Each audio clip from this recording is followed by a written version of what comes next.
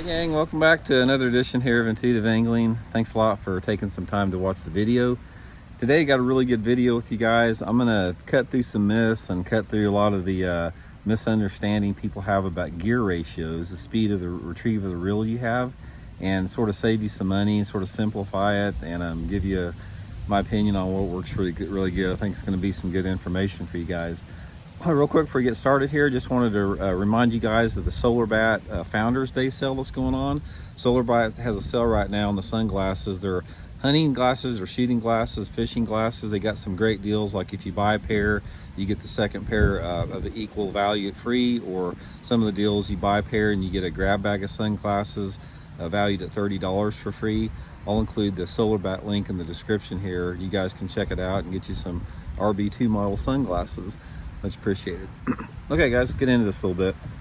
There's been an evolution as far as in the reel ratios since I've been fishing. Back when I used to start fishing, it was all low speed reels. We had our bait casting reels were like at the very most 5 to 1. Most of them were like 4.5 to 1. Spinning reels were a little bit slower too. And as the years went on, excuse me, you started noticing the gear ratios got a little bit faster.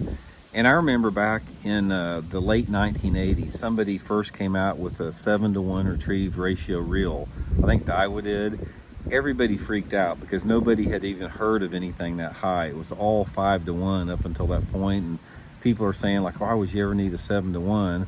And it's evolved to the point now where you have them 8, 9 to 1, just all different ranges. You got them 4.3 to 1 up all the way to 9 to 1.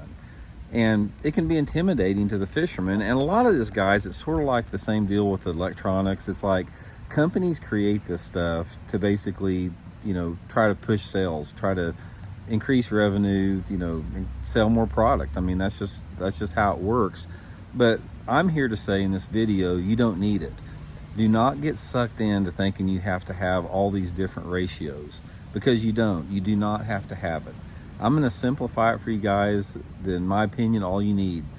There's two different things. Let's talk about bait casters. In my opinion, you only need one ratio. That's 7 to 1.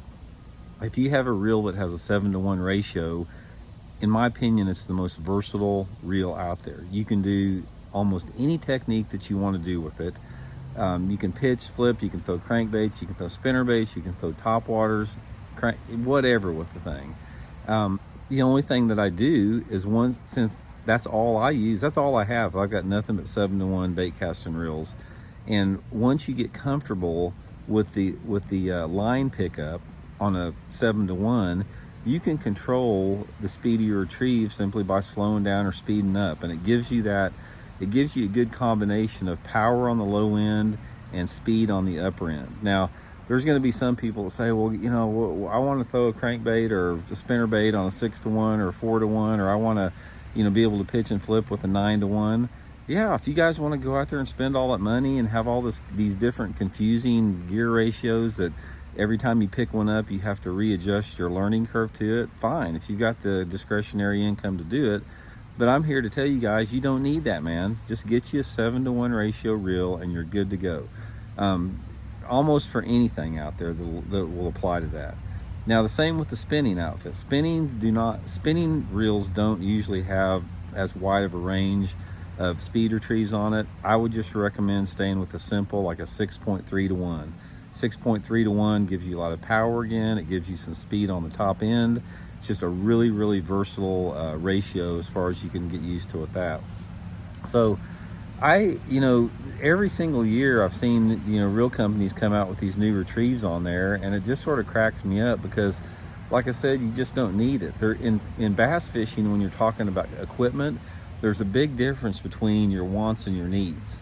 And, if you're loaded and you have a ton of money, yeah, go ahead and get them with it, but you're still going to have to learn how to adjust to those different speed ratios on there. And there's the reason that I give you the simple, just two options, 7 to 1 and 6.3 to 1, is it's more cost effective, it's cheaper, you get comfortable with what your reel will do, you understand how it works better, and I just think it's a lot more efficient, and it just helps you just be a lot better caster and more efficient on the water. So I hope that makes sense, guys. Thanks for tuning in again. Appreciate it. See you.